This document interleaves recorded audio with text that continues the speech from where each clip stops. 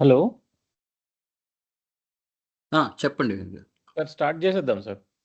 Okay. 8:30 అయిపోయింది కదా. I will go with the first one so that okay. అంటే కొంచెం ఈ నోట్స్ ఎలా రాసామో కూడా కొంచెం I want to explain okay. And then maybe from next one you can 1 minute. Okay. So basically ఏంటంటే ఇప్పుడు పార్ట్ బి మనం నిన్న చేసాము. పార్ట్ సిలో same thing. First question is again limitation act, which is basically limitation యాక్ట్లో last 10-year question paper తీసుకుంటే every year they have asked, but లిమిటేషన్లోనే అడిగారు కానీ డిఫరెంట్ సినారియోస్లో అడిగారు. సో బ్రాడ్లీ ఏంటంటే there are if you actually short చేస్తే 5 different scenarios వస్తున్నాయి లిమిటేషన్ యాక్ట్లో. ఒకటి ఎక్స్టింగ్విషన్ ఆఫ్ రైట్స్, అంటే ఎక్స్టింగ్విషన్ ఆఫ్ రైట్స్ ఎప్పుడు అవుతాయి అని, and then computation when court is closed, and then condonation in delay in suits appeals, then మైనర్స్తో ఎట్లా డీల్ చేయాలి, 5 ఎక్స్ పార్టీ ఎట్లా డీల్ చేయాలి. This we have already studied in part B. The same thing they are asking again in part C అనమాట. అంటే for example question was how and when a person's right to property extinguish under limitation act. This is a direct question, ఇందులో మనకి case ఏం లేదు. So top 3 questions, I mean, whenever they are asking about extinguishing of rights, they are asking the same. When does a person's right to property extinguish? How and when does a person's right to, is last 3 times.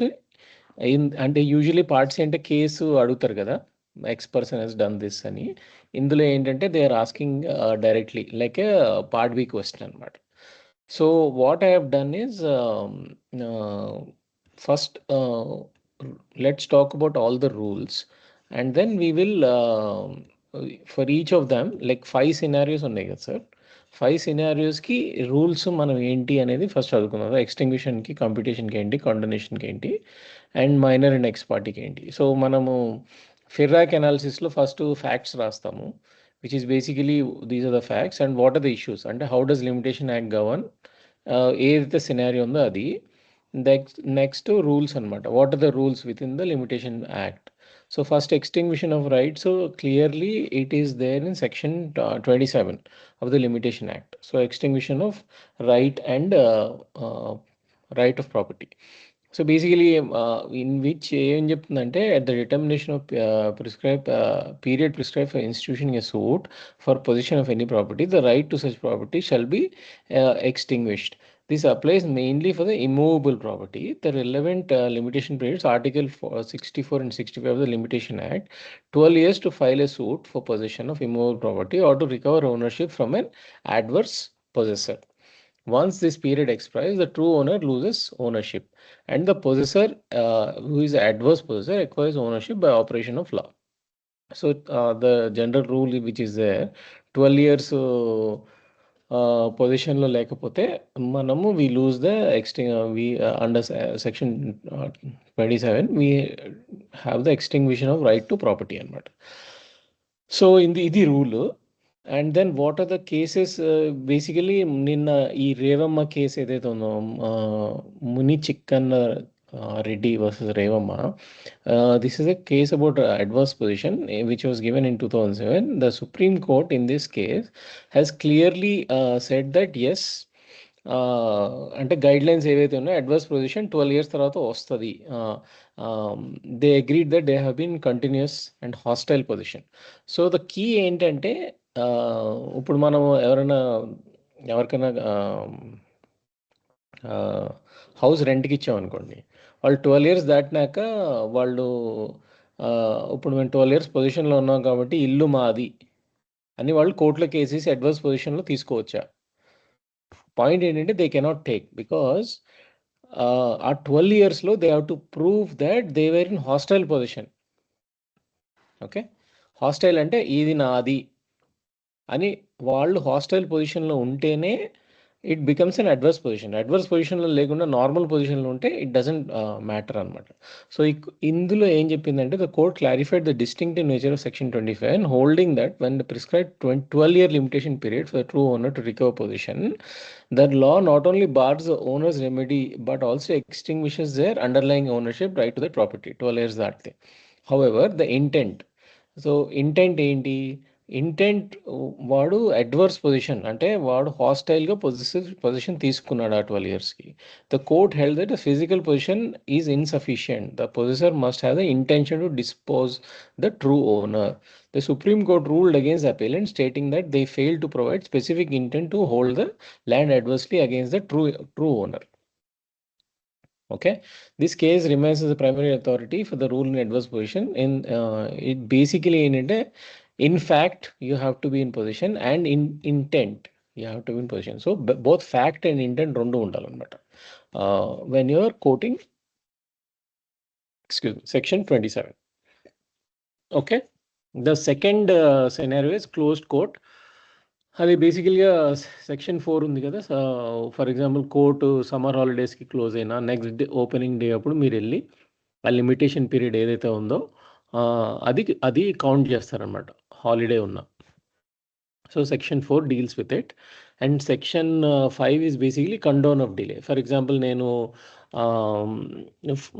Late అయింది, నాకు I might be in hospital or I have to show sufficient cause, ఎందుకు late అయింది అనేది మీరు జడ్జికి convince చేయాలి. So for example మీ కేసులో ఆల్రెడీ జడ్జ్మెంట్ వచ్చేసింది, మీరు ఏం చేయాలంటే మీరు మళ్ళీ కోర్టుకి వెళ్ళి లిమిటేషన్ యాక్ట్ ప్రకారం, లిమిటేషన్ యాక్ట్ దాటిపోయింది కాబట్టి కండోన్ డిలే అని సెక్షన్ 5 ప్రకారం ఒకటి కోర్టులో కేసు వేసుకోవాలి. కేసు వేసుకొని పలానా రీజన్ వలన సఫిషియంట్ డిలే అయిందండి అని కోర్టుని జడ్జిని కన్విన్స్ చేస్తే, ఓకే కండోన్ డిలే, ఇన్ని రోజులు డిలే అయింది, ఇన్ని డబ్బులు కట్టండి అని చెప్పి, then again I think they will open the case, which is basically section 5 of limitation act.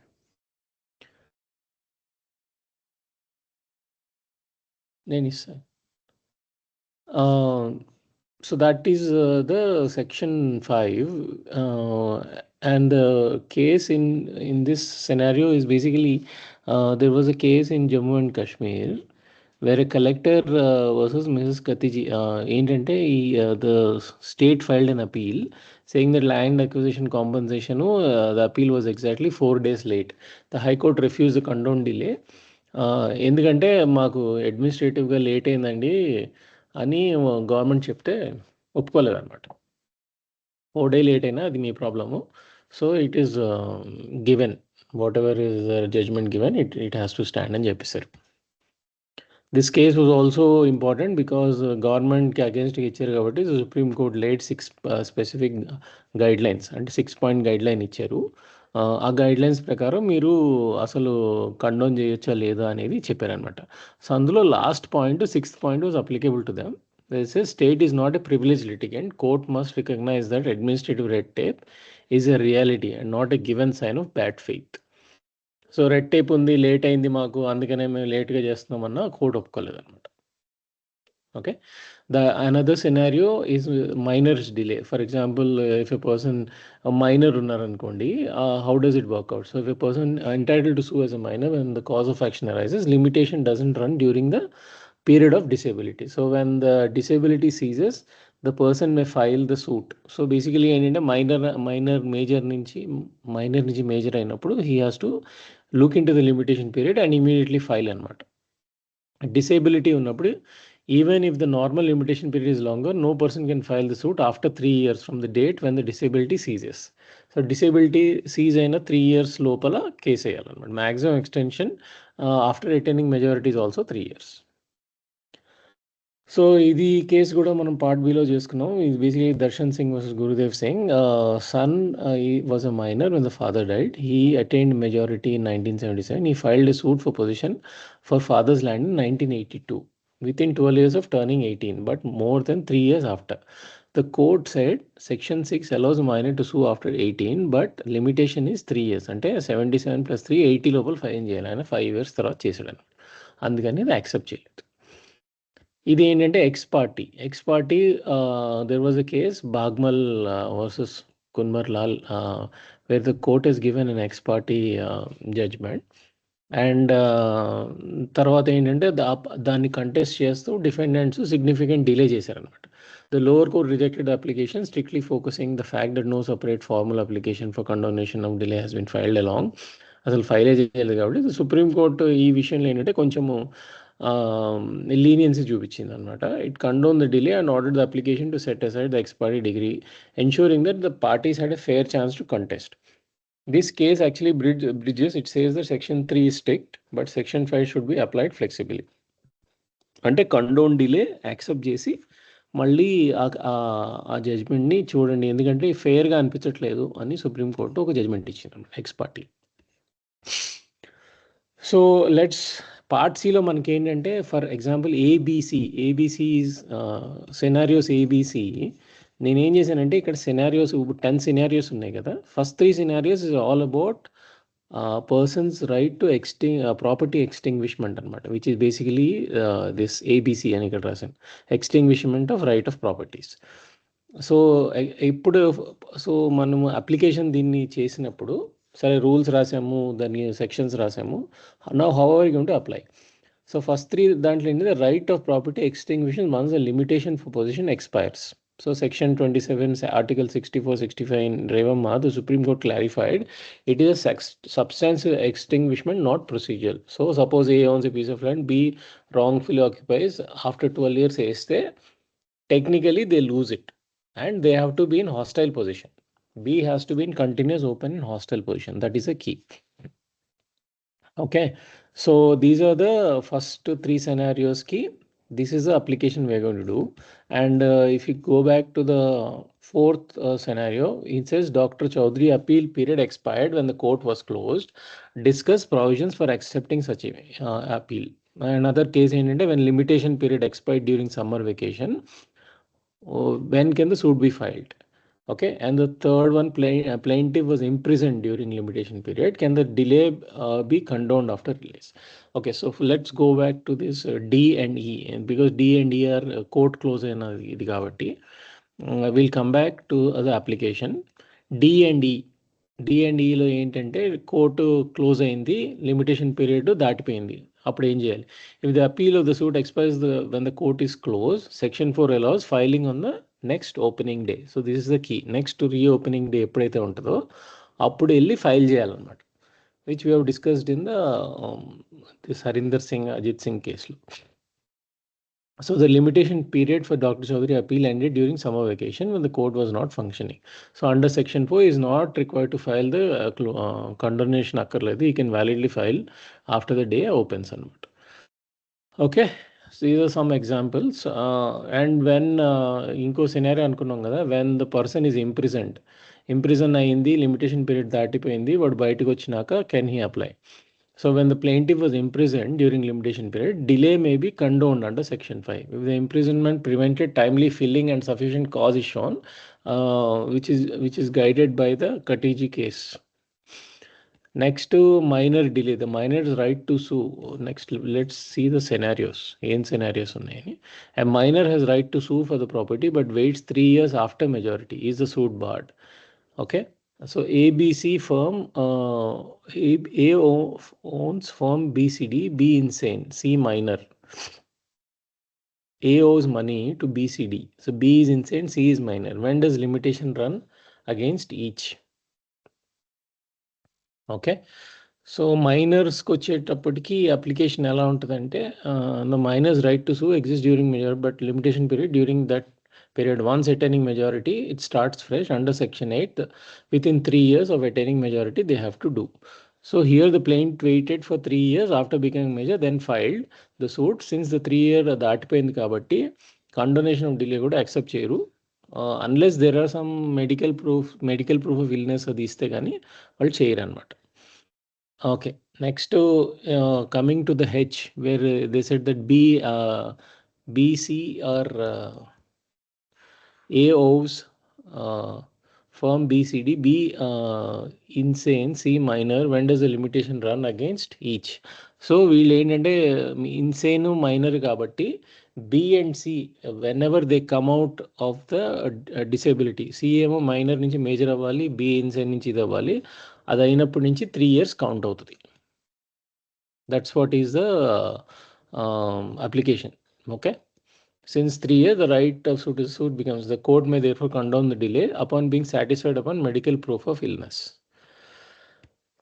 Last two scenarios are ex parte scenarios, where ex parte decree against B, 40-day delay in petition, which provision of the limitation applies. Okay, ex parte decree against B, ex parte decree against B icharu, 40-day delay in petition undi, which provision of limitation act applies. Balu miss limitation due to illness after ex parte decree. Discuss about applicable law. So ex parte ఇది miss అయ్యారు. Miss అయినప్పుడు మీకు conditions ఏంటి అంటే, Article 123 Schedule 1 limitation prescribes 30 days from the application of set aside and ex parte decree. The time runs from the date of decree or the date of knowledge. Okay, because it is X party, వాడికి తెలవలేదు అనుకోండి, వాడికి ఏదో judgement రోజు తెలిస్తే date of degree, లేకపోతే date of knowledge, నాకు ఈ రోజు తెలిసింది, ఆ రోజు నుంచి వాడికి 30 days కౌంట్ అవుతుంది అనమాట. Okay, in certain situations, court allows to admit an appeal or application filed after limitation if the application shows sufficient cause of delay. Okay, illness is recognized as sufficient cause. And then the case, we have talked about that Bagmal case, where ex parte వచ్చింది, Supreme Court has allowed on humanitarian grounds. Okay, so Balu's illness prevented him from filing the petition, a bona fide reason beyond the control. The court may therefore condone the delay. The limitation period remains 30, but after court discretionary under section 5 should be acceptable అన్నమాట. So what is the conclusion? ఫెర్రాక్లో మనము application చేసాము. Next conclusion ABC first 3 వాటికి అయితే section 27. D E is basically delay in court delay అయినప్పుడు section 4 ప్రకారం. And then condone delay, illness imprisonment అయినప్పుడు you can go to the court and say నాకు illness ఉంది, లేకపోతే నాకు ఇంప్రిజన్మెంట్ అయ్యాను, అందుకని సెక్షన్ 5 యూజ్ చేసి కండోన్ డిలే వాడుకోవచ్చు అనమాట. ఓకే, నెక్స్ట్ మైనర్స్ ఉన్నప్పుడు ఏం చేయాలి, ఆర్ ఇన్సానిటీ ఉన్నప్పుడు ఏం చేయాలి అంటే, under section 6 and 8, a minor who attains majority must file the suit within 3 years of attaining. If the suit is filed, then the right of sue is 3 years లోపల చేయకపోతే he is extinguished అనమాట. Next ex parte article 123 and the different sections which we have discussed. 30-day limitation for setting aside ex parte decree, section 5 condonation of delay due to sufficient causes. So Balu's delay can be condoned under section 5 provided illness is genuine and adequately proved. So different scenarios ఉన్నాయి కాబట్టి ఇలా club చేశాను. ఎందుకంటే if you put it individually ఒక 40-50 different cases అయిపోతున్నాయి. ఇలా అయినా కూడా ఒక 18 కేసెస్ అయ్యాయి, 18 డిఫరెంట్ కేసెస్ వచ్చాయి మనకి. I hope you understand how it is going. Hello, ఓకేనండి, అండర్స్టాండ్. Okay sir. నెక్స్ట్ నేను చెప్పనా? చెప్పండి. నెక్స్ట్ క్వశ్చన్ ఈ statutory jurisdiction under the CPC. ఇక్కడ కూడా there are 5 separate situations. I will take each situation. Yeah. First situation, that is a commercial transaction where the company's head office is in Delhi and branches in various places. Transaction occurred through one of its branches, Chennai, but the suit is filed at Jaipur. Issue is it valid? Commercial transaction ki relevant section 20 of CPC, which provides 3 ways. Residence or business, where the defendant actually resides or where the business is there. Cause of action, where the cause of action wholly or in part arises. The explanation to section 20 further clarifies that a corporation is deemed to carry on business at its sole office in respect of any cause of action arising or at any branch or at such place. దీనికి Patel roadways versus Prasad trading company. ఇది explanation to section 20 ప్రకారం if the company has an head office that is in Bombay or at Chennai where it has branch, and also the cause of action occurred at Chennai, so it can be filed either at Bombay or at Chennai. ఇది first కేసులో sir ఇది ఇందులో పటేల్ రోడ్వేస్లో ఏంటంటే వాళ్ళ head quarter బాంబేలో ఉంది and branch office తమిళనాడులో ఉంది. సో కాజ్ ఆఫ్ యాక్షన్ ఏమో యాక్సిడెంట్ ఏమో తమిళనాడులో అయింది. Tamil Nadu. So as per section 20 ఏంటంటే సార్ వాళ్ళకి బ్రాంచ్ ఆఫీస్ చెన్నైలో ఉంటే తమిళనాడులో ఉంటే he must sue in that city only. వాడికి బ్రాంచ్ ఆఫీస్ అక్కడ లేని పక్షాన he can sue in the head office. Okay అది sir. So that's what Patel Roadways ఇచ్చిందనమాట judgment. Okay. So in our situation Sam sues company with head and branches in this thing. వాడి head office ఢిల్లీలో ఉంది sir and branches ఏమో చెన్నై, జైపూర్, ముంబైలో ఉన్నాయి. But transaction occurred in Chennai, but the suit is filed at Jaipur. That suit is invalid because it is filed at though there is a branch office at Jaipur, but the cause of action did not occur there, so it should not be filed at Jaipur. So as per section 20 branch office చెన్నైలో ఉంది కాబట్టి చెన్నైలోనే file చేయాలి. చెన్నైలో file చేయాలి. So that is the answer for that, sir. Okay. Why borrows 5 lakhs at Nizamabad? Second scenario. Why borrows 5 lakhs at Nizamabad and executes a promissory note payable at Hyderabad for X. X resides at Warangal and Y at Nalgonda. This is second scenario. Recovery under promissory note. Section 20C applies for a suit to enforce a contract like a promissory note. The place of suing is usually determined by Section 20 of CPC, which covers where the defendant resides or carries on business or the cause of action wholly or in part arises. In this case,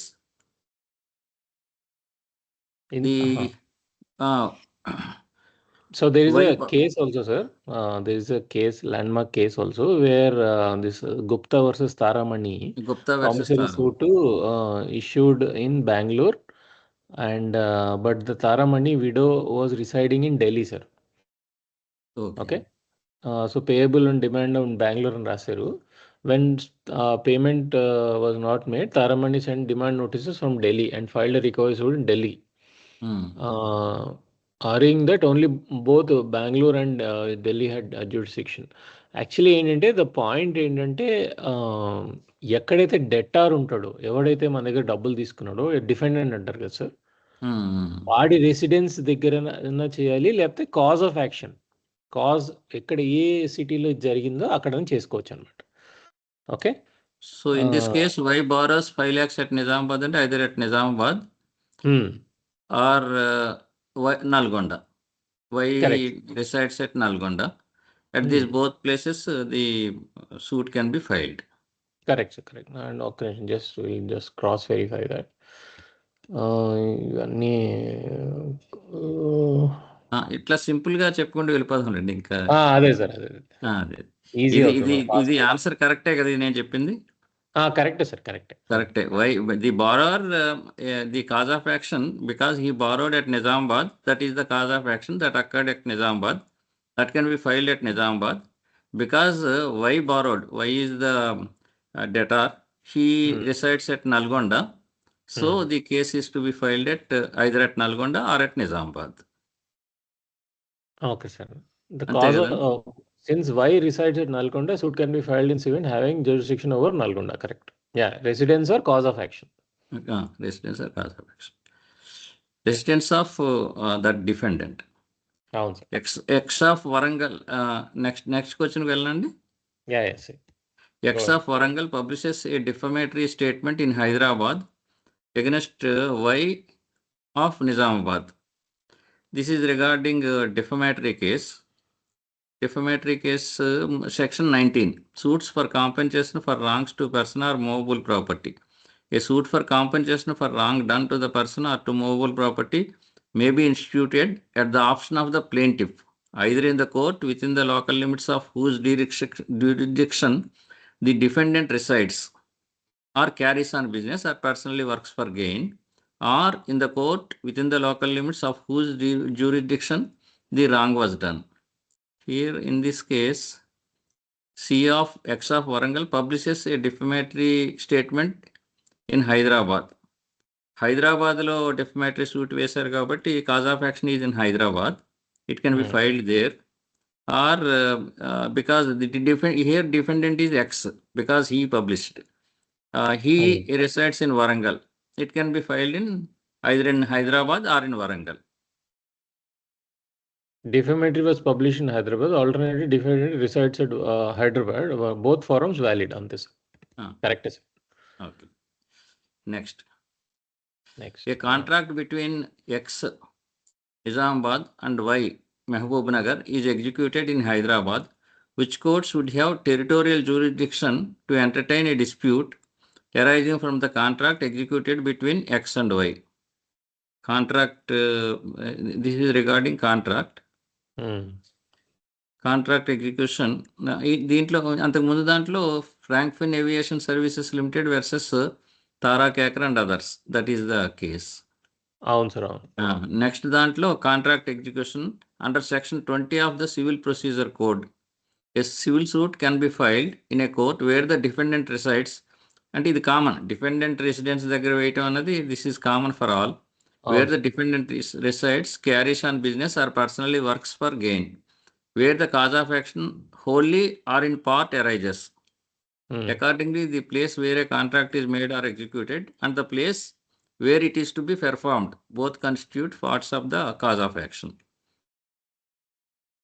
Sections 47 to 49 of Indian Contract Act apply here. The debtor must seek the creditor for performance. ఇది Hakam Singh versus Gammon India Limited regarding jurisdiction. Hakim Singh ఏంటంటే sir, ఆయన consultant గా పనిచేసి డబ్బులు ఇవ్వలేదని వారణాసిలో వేసాడు, ఎందుకంటే he resides there and he has work there, but the Gammon has office in Bombay. So వాడు ఏమంటాడంటే, బట్ ఇన్సిడెంట్లీ ఏమైందంటే Gammon has already put a case in Bombay. Since both have jurisdiction, which is Varanasi cause of action and Bombay, and బాంబేకి already దానికి jurisdiction వచ్చింది కాబట్టి వారణాసిలో తీసుకోవద్దు అని కేసు గెలిచారు అనమాట గెమాన్ వాళ్ళు. So coming back to our ఇది sir, which one was it? A contract between X contract and Y executed in Hyderabad. So మెయిన్గా ఏంటంటే సార్, కాంట్రాక్ట్లో మన ఇద్దరం సైన్ చేసి హైదరాబాద్ అనుకున్నాం అనుకోండి, దట్ మీరు ఎక్కడ ఉన్నారు, కాజ్ ఎక్కడ జరిగింది, అవి సూపర్సీడ్ అయిపోతాయి ఇండియన్ కాంట్రాక్ట్ యాక్ట్ ప్రకారం. So if a contract is executed at Hyderabad, hence Hyderabad court is competent because వాళ్ళు two people are from two different villages. Two different villages, but because the contract is executed in Hyderabad, Hyderabad is the right place. Correct. Okay. Next, fifth one, Mr. Raju, a joint family member, seeks partition of houses in Hyderabad and lands in Khammam. Which court has the territorial jurisdiction to entertain Mr. Raju's partition suit, since the family properties are located in more than one district? Hyderabad Khammam రెండిట్లో properties ఉన్నాయి. ఆ partition the ఎక్కడ వేయాలి? Partition suit ఒకటే partition suit వేసుకుంటా అంటున్నాడు ఆయన. Next, partition of property in multiple districts. This is under section 16A to D. Suits related to immovable property like ownership, possession or partition must be filed in the court within whose territorial jurisdiction the property is situated. Proviso to section 17 CPC. When a suit concerns immovable properties situated within the jurisdiction of different courts, the suit may be filed at one of such courts, provided the entire relief can be given. Partition suit to deal with immovable property, hence governed by these sections, not section 20, which applies to personal. Okay. Okay, because the properties are located at two different places, it can be filed at Hyderabad or Khammam. Anything is valid. Correct correct. దీనికి ఒక ఈ case వచ్చేసి this was a case Chamanlal Modi versus ఇది multiple properties కాదు sir, single ప్రాపర్టీనే. ఆయన basically property ఢిల్లీలో ఉంటే, property location గుడ్గావ్లో ఉంటే ఢిల్లీలో కేసు వేసాడు. అది నిన్న చదివినట్టున్నాం కదండి ఇది. Correct, but property location always wins. That is because the property is in Gurgaon, the case is to be filed in Gurgaon. Section 16 is about that sir. Section 17 ఏంటంటే multiple partition మన సెనారియోలో ఉన్నప్పుడు ఏదో ఒక కోర్టులో వేసుకోవచ్చు. అంటే either Khammam or Hyderabad. Correct. Property lies Raju may choose either jurisdiction within pecuniary limits. Section 17 ప్రకారం చేయాలి సార్.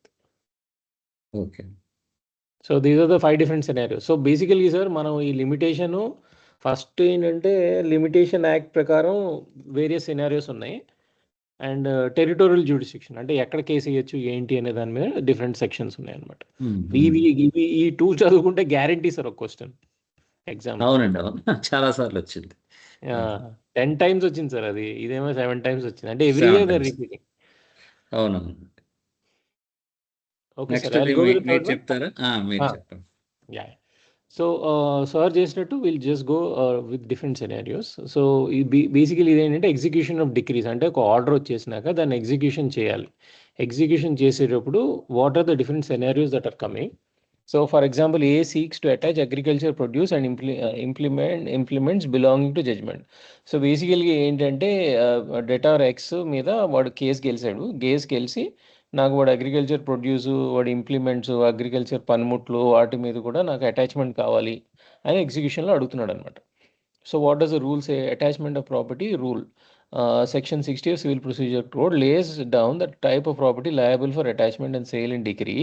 సో 61లో క్లియర్గా ఏం చెప్తుందంటే agriculture produce or related to it అంటే పనిముట్లని అసలు టచ్ చేయకూడదు అని చెప్తుంది అనమాట. And even in agriculture land ఉన్నప్పుడు రెసిడెన్షియల్ హౌస్ అందులో ఇల్లు ఉంటే కూడా టచ్ చేయకూడదు అని చెప్తున్నారు అనమాట 61 ప్రకారం.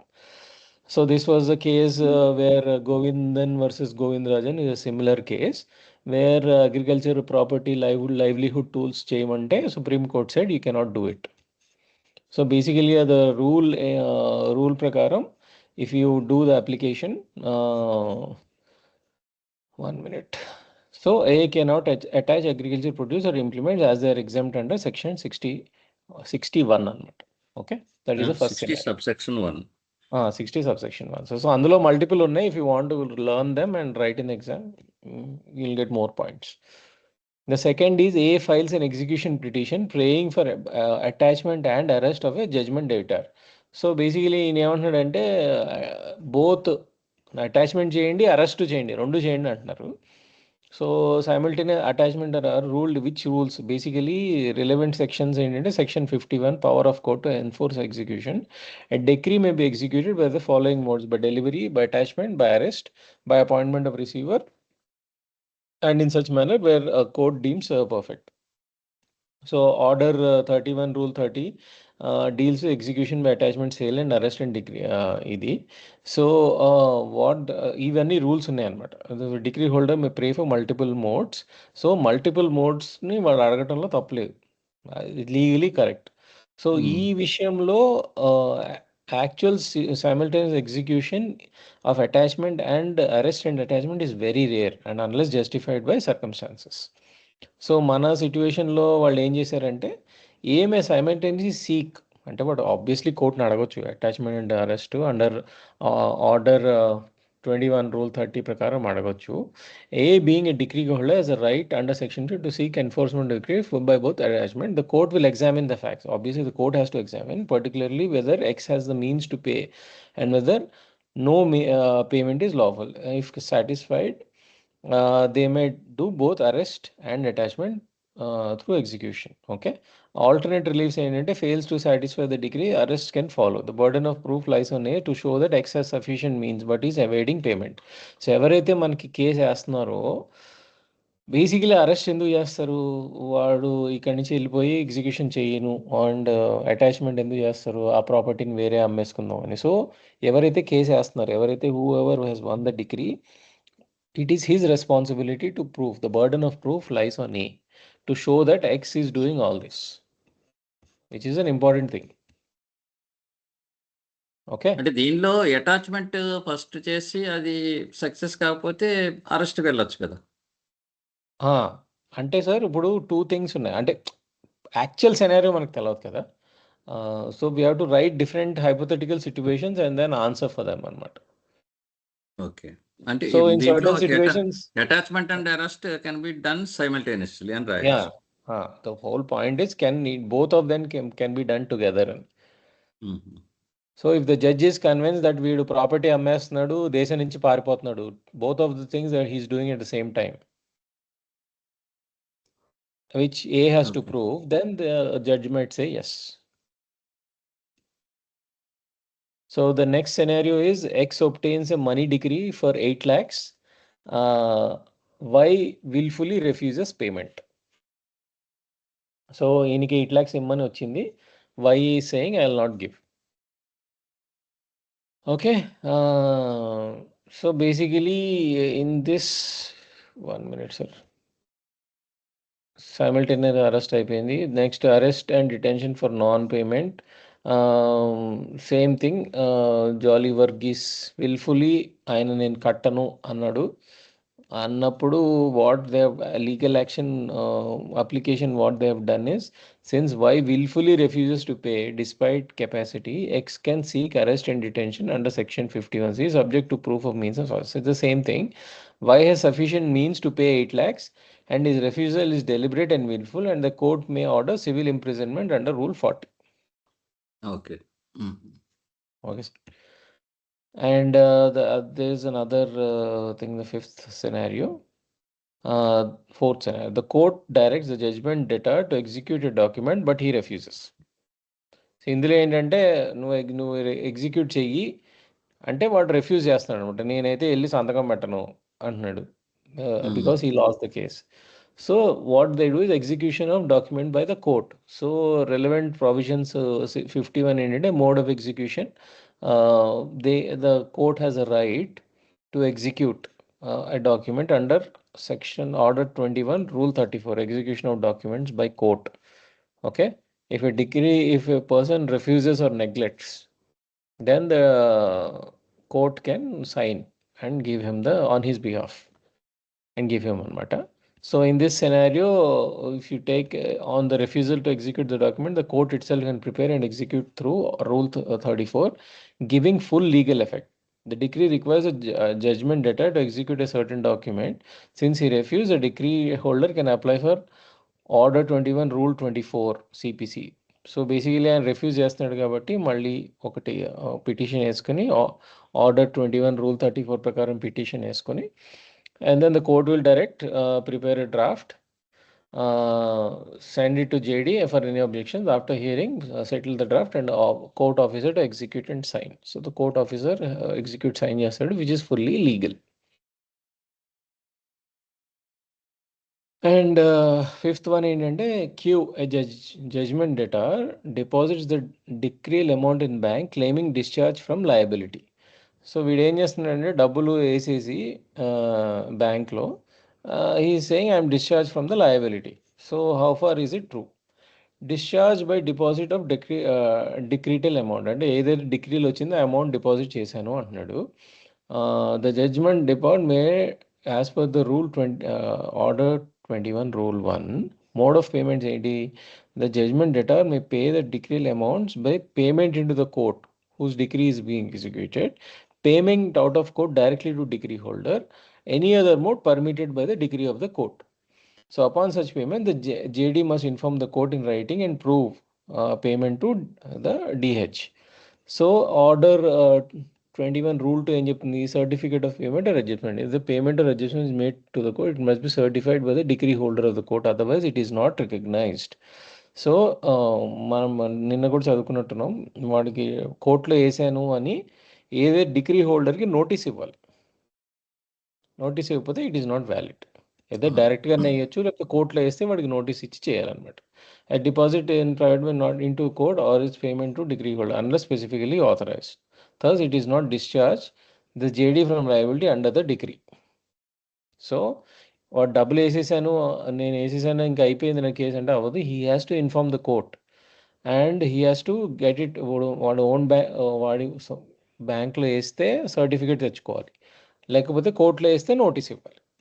Then only he's discharge. That's what the case is saying అనమాట. Okay, sir. And basically, these are the different scenarios. Only if it is deposited with the notice or there is a acknowledgement if paid directly. Okay. So these are all the different scenarios, Andy. 5 different scenarios when it is coming to execution of decree. So this fourth group is non-joinder and necessary party. Necessary party. 4 times వచ్చింది. And basically there are, I think, 3 different scenarios. చూద్దాం. చదవండి అయితే. Yeah, 1 minute, sir. Let me quickly go through the original questions. Okay. 4th కదా sir ఇది? 4th అండి. X failed to include a necessary party and it's reading. So it's sir, it's only one ఒకటే ఉందండి. అన్నిట్లోనూ ఒకటే ఉంది. So you can just scenarios and leave ఇందులో.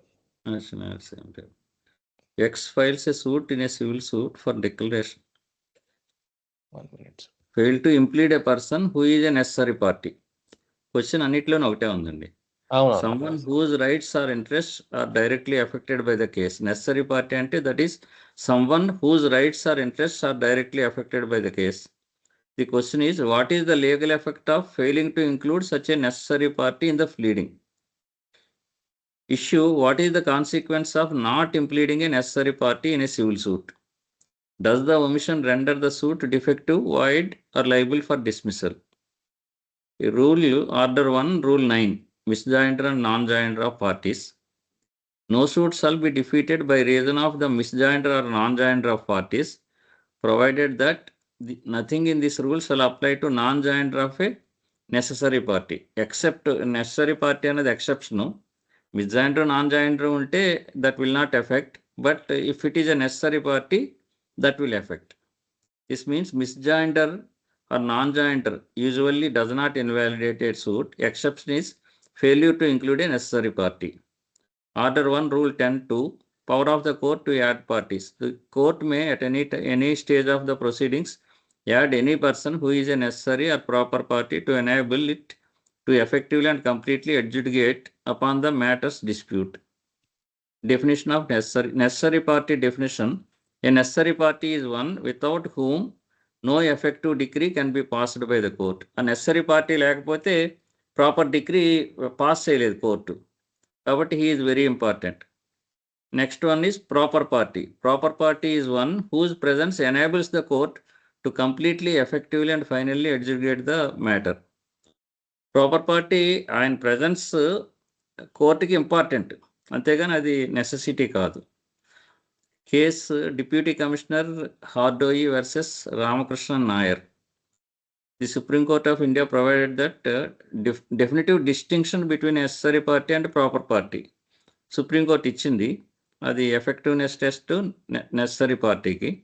The court held that a necessary party is a person who is indispensable in the law suit. ఆయన లేకపోతే ఆ సూటే లేదు, అటువంటి ఆయన్నే నెసరీ పార్టీ అంటారు. Criteria, there must be right to some relief against such party in respect of the matter involved in the suit. It must be impossible to pass an effective decree without his presence. The consequence, if a necessary party is not joined, the suit is liable to be dismissed due to non-joinder. Necessary party లేకపోతే దాన్ని dismiss చేసేయచ్చు. Next ఈ test ఇది effectiveness test. Next test education test. This is for proper party. A proper party is someone who might not be directly involved in the core fight, but whose presence helps the court resolve the entire dispute.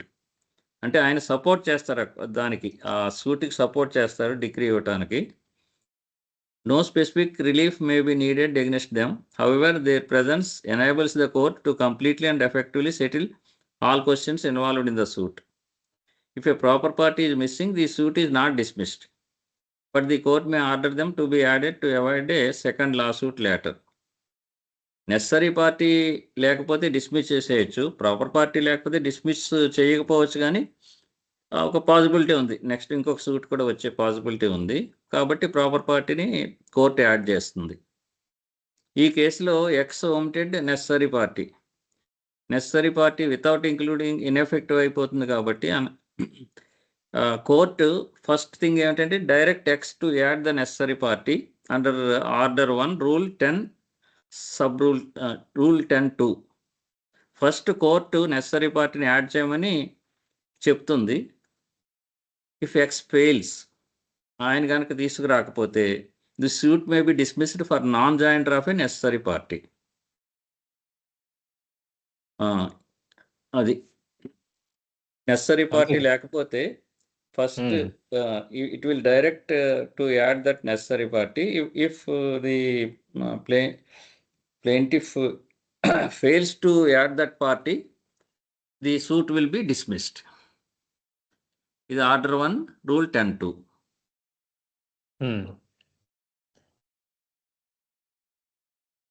అవును sir, ఇది simple గానే ఉంది. Next will go with the fifth one, which is basically suits against government. అంటే government లేకపోతే GHMC మీద, typically because we are in Telangana, GHMC మీద కొన్ని questions వస్తున్నాయి. జిహెచ్ఎంసీ గవర్నమెంట్ ఆఫీసర్స్ని ఎట్లా సూ చేయొచ్చు, state to central. 1 minute sir, I'm just going through the, I think I should open on the second page and look into it.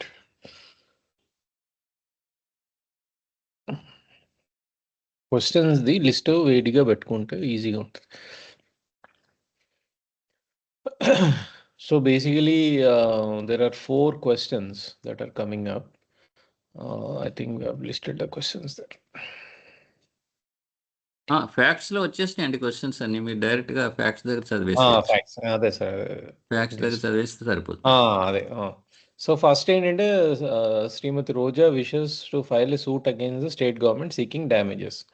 So ఆవిడ she wants damages. So she can do basically section 81 ప్రకారం no suit shall be institute against central state government without 2 months notice. So ఆవిడ suit initiate చేయాలంటే 2 months notice కంపల్సరీగా ఇవ్వాలి. That is a rule అన్నమాట. So ఆ rule ఇవ్వకుండా she cannot do anything అనమాట. Shrimati Roja must serve 2 months notice under 81 CPC to state government stating the details of the claim before filing her suit of damages. Okay, next only 82 ఏంటంటే అర్జెంట్గా ఉన్నప్పుడు court allow చేస్తుంది. 81 ప్రకారం అయితే 2 months notice ఇవ్వాలి. Next ఏంటంటే Mr. Ishwar issued a notice under section 80 but died before filing the suit. His son instituted the suit without sending a fresh notice. So ఇది ఏంటంటే ఆయన నోటీస్ ఇచ్చారు 2 months, బట్ చనిపోయారు, but his son wanted to continue. So can you use the existing notice? So in this scenario, what they are saying is application Ishwar's son suit with fresh notice is not, existing notice is not maintainable. He has to have a new notice and the cause of action. Adi cause of action was personal to Ishwar అయితే కూడా వాళ్ళ son cannot include himself అన్నమాట. Okay, so a new plaintiff must issue a separate statutory notice and how he is linked to the suit. This is the application. Okay. And the third one is A wants to sue GHMC. ఇప్పుడు government అయిపోయింది. GHMC A wants to sue GHMC for wrongful denial of building permission. So GHMC వాళ్ళు building permission ఇవ్వట్లేదని A wants to sue. So దీనికి ఏంటంటే section 685 of the Hyderabad municipal corporation act requires 1 month prior notice. So వీళ్ళని sue చేయాలంటే 1 month notice ఇవ్వాలి. So ఆ notice ఇచ్చినప్పుడు ఏంటంటే వాళ్ళు కరెక్టివ్ యాక్షన్ తీసుకుంటానికి ఛాన్స్ ఉంటుంది అనమాట. 685 ప్రకారం 1 month notice ఇచ్చి then he can sue. That's what it is saying. And then the final one ఏంటంటే X also possesses a file similar suit against GHMC for refusal of the same thing, refusal of building అది కూడా file same. చేయాలి. Same అంటే 685 use చేయాలి sir. Rule also ఏంటంటే similarly without so first ఏంటంటే ఆయన notice ఇవ్వాలి కదా. నోటీస్ ఇవ్వకుండా ఈ కెనాట్ డైరెక్ట్లీ ఫైల్ ఏ సూట్ అని చెప్పాలన్నమాట. సో ఇక్కడ ఇంపార్టెంట్ థింగ్స్ ఏంటంటే section 685 GHMC act and section 80 of the CPC. Section 80 ప్రకారం 2 months, 685 ప్రకారం 1 month నోటీస్. 1 month. 80లో కూడా 81 ప్రకారం 2 months. 82 అయితే ఇమీడియట్ రిలీఫ్ కావాలంటే 82 ప్రకారం కోర్టుకి వెళ్ళాలన్నమాట. ఓకే. ఓకే, అది sir. So you want me to do the 6th one, sir? 6th కూడా చెప్పండి. ఓకే. సో 6th ఏంటంటే A possessed B's land for 15 years. Adverse possession sir ఇది. Will he succeed in claiming ownership. ఇది actually మనం స్టార్టింగ్లో కూడా చదివాం కదండి ఆల్రెడీ. లిమిటేషన్లో చదివాము. Yeah. So basically again it is coming. So ఇది ఏంటంటే ఇది గ్యారంటీ క్వశ్చన్ అనుకోండి sir. Adverse possession looks like A guarantee. Article section 27, article 65. Okay, and different cases which we have quoted, which we can use in this 12-year period and all those things. Revamma case already చదివాం కదండి. రేవమ్మ చదివాము. And ఒక case రాసుకుంటే చాలు sir మనకు. ఈ రెస్ జుడికేటర్ నిన్న మీరు చదివారు కదా సార్, పార్ట్ బి. మేబీ అవునండి, రెస్ జుడికేటర్. ఇందులో 3 questions ఉన్నాయి. మేబీ చదవమంటారు ఇది? ప్లీజ్. దీంట్లో first the Ashok's mortgage suit dismissed. Later sues for possession on ownership is res judicata applicable. Ashok's earlier mortgage suit. Okay. Section 11 rule ఏమిటంటే section 11 no court shall try any suit or issue which has been directly and substantially in issue in a former suit between the same parties litigating under the same title and finally decided by a competent court. Res జుడికేటాలో 4 points ఉన్నాయి. ఒకటి ఏమిటంటే issue direct and substantial. Issue should be direct and substantial. Second thing, former కోర్టులో same parties case వేసి ఉండాలి. వాళ్ళ title కూడా same అయి ఉండాలి. ఆ ఫార్మర్ కోర్టు ఆల్రెడీ డిసైడ్ చేసి ఉండాలి. ఈ 4 pointsతో రెస్ జుడికేటా అవుతుంది. The principle rests on public policy to prevent multiplicity of litigation. ఇది and ensure finality of judgment. ఇది ఈ 2 points ఇందులో. ఎక్స్ప్లెనేషన్ ఇందులో కన్స్ట్రక్టివ్ రెస్ జుడికేటా అంటే అది నెక్స్ట్ అనుకుంటా కదండి. కన్స్ట్రక్టివ్ ఇది అప్లికబుల్ కాదు సార్ దానికి. అది అప్లికబుల్ కాదు. ఇవి cases. Okay, this is the one. దీంట్లో కేస్ మనం అప్పుడు డిస్కస్ చేసాం కదా సార్. యాక్చువల్గా res judicata 4 different type of Satyadhyan Ghosal versus Deo Rajin Dev. The Supreme Court addressed a vital question: does res judicata only apply when a case is finished, or does it also apply while a case is still alive and moving through different stages? So ఇందులో ఏంటంటే sir, ఇప్పుడు ఆయన civil procedure ప్రకారం case ఓడిపోయినప్పుడు అసలు ఈ case civil procedure ప్రకారం fight చేయకూడదు. కాల్కటా టెనెన్సీ యాక్ట్ యూటర్న్ తీసుకుని వెళ్తే supreme court side nothing doing, res judicata అవుతుంది ఇది అని. వాడేమో రెస్ జుడికేటా కాదు ఇది అని. అవునండి, అవును. That is the first scenario sir. Second scenario ఏంటంటే కన్స్ట్రక్టివ్ రెస్ జుడికేటా ఉంది కదా, వాడు ఏంటంటే ఫార్వర్డ్ కన్స్ట్రక్టివ్ నా ఆర్గ్యుమెంట్స్ తర్వాత చెప్తాను అని దాచుకుని సెకండ్ ఆర్గ్యుమెంట్తో ఇంకో కేసు వేసాడు, అది ఓడిపోయినప్పుడు. నువ్వు ఓకే, కేసు అప్పుడు అయినప్పుడు అన్ని కన్స్ట్రక్టివ్ రెస్ జుడికేటా అప్లై అవుతుంది. Don't save your arguments for later అని ఇదొక సెనారియో సార్. థర్డ్ సెనారియో ఏంటంటే రిట్ పిటిషన్స్ వేరు, సివిల్ సూట్స్ వేరు. సో రిట్ పిటిషన్ నేను గెలిచాను కాబట్టి నేను ఇంకో కేసు ఇయ్యొచ్చు, అంటే సేమ్ సిమిలర్ కేసు మళ్ళీ ఇయ్యొచ్చు అన్నప్పుడు supreme court side res judicata applies universally to civil, constitution and even writ matters. So నువ్వు మళ్ళీ వేయటానికి లేదు అని. అవును. అండ్ ఫోర్త్ అసలు రెస్ జుడికేటా అనే క్వశ్చన్ చేశారు అన్నమాట. రెస్ జుడికేటా ఎందుకు మళ్ళీ కేసు ఫైట్ చేస్తే వాట్ ఈస్ ద ప్రాబ్లం? నిన్న బార్ అసోసియేషన్ వాళ్ళ గురించి అనుకున్నాం కదా. వాట్ ఈస్ ద ప్రాబ్లం అంటే సుప్రీంకోర్టు చాలా ఫిలసాఫికల్గా చెప్పింది, అంటే no man should be harassed twice and in the interest of the state you should end litigation. Okay, ఇవి 4 landmark cases sir. Res judicata ఎక్కడున్నా ఇవి మనం రాసుకుంటే సరిపోతుంది.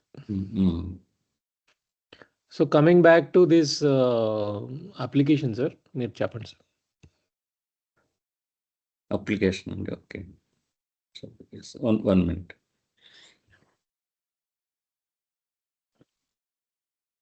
Application. Ashok's subsequent suit for possession based on ownership is barred by res judicata since the mortgage claim and ownership claim concern the same property and cause of action. Already same property cause of action lo decide అయిపోయింది కాబట్టి he cannot litigate afresh. Exactly sir, exactly. Adi next scenario, C having already represented his interest through the trust cannot institute another suit in a personal capacity on the same subject. It is barred by constructive res judicata. అది అంటే ఒక point ఏదైనా వదిలేసినా కానీ అదే ఆ పాయింట్తో మళ్ళీ second suit వేయటానికి లేదు. As all claims could have been raised in the earlier proceeding. ఆయన అన్నిటికీ ఒకేసారి కోర్టుకు వెళ్ళాలి కానీ 2 times 3 times వెళ్ళటానికి లేదు.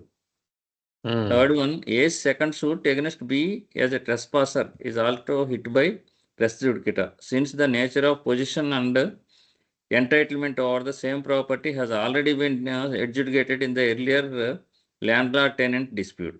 The Hope Plantation case. So, next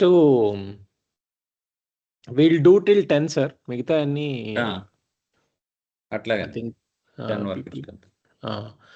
ఇంటర్ప్లీడర్ సూట్లో I think the facts are the same. A deposit jewels with B, both A and C claim them. What remedy has B అంటే ఏ వచ్చి B దగ్గర deposit చేశాడు, ఇప్పుడు A and C are claiming, so B ఏం చేయాలి? And a person like B holds property of valuables claimed by 2 different persons. What legal remedy does it have as per Civil Procedure Code? So Section 145 of Civil Procedure Code and Section 148 and 160 of Indian deal with bailments and deposits. The following rule apply. A person of and basically he is a bailee, sir. A bailee or a person holding goods on another must deliver them to the true owner. So in an interpleader suit, the stakeholder doesn't claim any interest in the except property charges, requires a court to determine among them. So bailey undali when 2 or more person claim ownership, వాళ్ళు కోర్టులో section 88 ప్రకారం వాడు case వేసేసేయాలి. బాబు వీళ్ళిద్దరు చదువుతున్నారు, judge గారు మీరే న్యాయం చెప్పండి. సో ఇందులో ఏంటంటే similar cases Kanhaiyalal versus Banerjee, Madhya Pradesh explanation, interpleaded suit, understanding the role of disinterested stake holder, అంటే వాడి ఇంట్రెస్ట్ ఏం లేదు ఇందులో, who is caught in the middle of 2 claimants. అంటే ఇది ఎగ్జాంపుల్ గా మనం బ్యాంక్ చెప్పుకోవచ్చు. బ్యాంక్ లో ఎవరన్నా గోల్డ్ లోన్ తీసుకుని గోల్డ్ లోన్ పే చేసిన తర్వాత బెయిలే అయిపోతారు, బ్యాంక్ బెయిలర్ అవుతారు. బెయిలర్ అయినప్పుడు ఇద్దరు వచ్చితే వాళ్ళ కొడుకు కూతురు ఇద్దరు కూడా క్లెయిమ్ చేస్తే బ్యాంక్కి ఏమి ఇంట్రెస్ట్ లేదు. యాక్చువల్గా బ్యాంక్ది కాదు కదా, మీ ఇద్దరులో ఎవరో ఒకరికి ఇస్తాం కానీ డిసైడ్ చేయండి అని కోర్టుకు వెళ్ళాలి. కోర్టు డిసైడ్ చేస్తుంది, లేకపోతే మీరు ఇద్దరు పంచుకోండి. ఈయన పక్క తప్పుకుంటాడు. అప్పుడు కేసు ఈయన వేసినా కానీ ఈయన పక్క తప్పించి వాళ్ళిద్దరిని ప్లేంటిఫ్ అండ్ డిఫెండెంట్ కింద చేసి కోర్టు డిసైడ్ చేస్తుంది. Okay sir. అంతే కదండి? అంతే సార్. Same sir. ఇది కూడా అంతే. So basically B may file and interpleader suit under section 80 to have ownership. ఎందుకంటే ఇక్కడ ఏమంటున్నారంటే ద కోర్ట్ ఫీస్ ఎవరైతే ప్లెయింటిఫ్ ఉంటాడో వాడే కోర్ట్ ఫీస్ పే చేయాలి. బికాజ్ వీటికి ఇంట్రెస్ట్ లేదు కదా sir. Is non interested parties కదా. అవునండి, అవును. Okay. B is filing the interpleader suit and court fee ఎండ్లో డిసైడ్ చేస్తుంది ఎవరు పే చేయాలని. B is neutral holding since A and C asset owners. B is risk double liability if he delivers jewels to wrong person. B can therefore file an interpleader suit depositing jewels in the court asking the court to decide whether it's A or C. Until the dispute is resolved, B should not hand over the jewels to either claimant. ఇది sir as per the rules. Deposit చేయొచ్చు, లేకపోతే decide అయ్యేదాకా ఆయన దగ్గర ఉంచుకుని ఇద్దరికి ఇవ్వకూడదు అనమాట. ఇద్దరికి ఇవ్వకూడదు. సో ద నెక్స్ట్ వన్ ఏంటంటే minor majority minority. A sues on behalf of minor, B attains majority, advise B and C. అప్పుడు ఏం చేయాలి అని. A wants to file a suit against minor B. ఒకటేమో మైనర్ బిహాఫ్ సూట్ వేస్తున్నారు, ఇంకోటేమో minor మీద suit వేస్తున్నారు. Okay, 2 scenarios. 2 scenarios. So every suit basically ఏంటంటే order 32 rule 1 rule 2 rule 3 minor case వేసేటప్పుడు ఆయన నెక్స్ట్ ఫ్రెండ్ తెచ్చుకోవాలి. నిన్న మనం డిస్కస్ చేసాం కదా సార్, నెక్స్ట్ ఫ్రెండ్ ఏంటి అది. Okay. And minor cannot file itself defend a suit of his own. Representation of next friend is important. When a minor is a defendant the court may appoint a guardian ad litem. So ఆయన defendant అయినప్పుడు court will appoint a guardian land to protect his interest. So when a minor plaintiff attains majority during pendency of the suit, he must elect to proceed in his own name by filing an application to discharge the next friend and amend the plaint accordingly. So these are the 4 different rules on minors ఉన్నప్పుడు. First ఏమో next friend rule 1. Rule 2 he cannot represent, he cannot file or defend a suit on his own. And if he doesn't have a guardian, rule 3 ఏంటంటే guardian ad litem add చేస్తుంది. Rule 12 is about ఆయన major అయిపోతే he has to take over the suit అనమాట.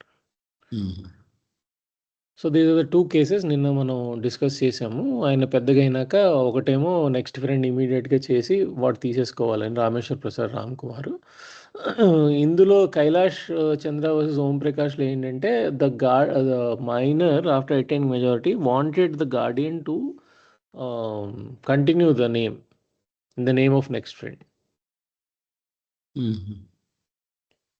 Okay. In that case dismiss అయిపోతున్నాము. అవునవును. So అది court క్లియర్గా చెప్పింది అనమాట. Does not render subsequent void, but నువ్వు ఇమీడియట్గా తీసుకోవాలి, తీసుకుంటే అది, లేకపోతే వాయిడ్ అబ్ ఇనిషియేట్ అయిపోతుంది అని చెప్పింది అనమాట. సో ఈ 2 సెనారియోస్లో when B attains majority the next friend and automatically B must apply for order rule 12 ప్రకారం అప్లై చేసుకొని he has to fight sir. Second ఏంటంటే A wants to file a suit against B, what procedure he is to apply?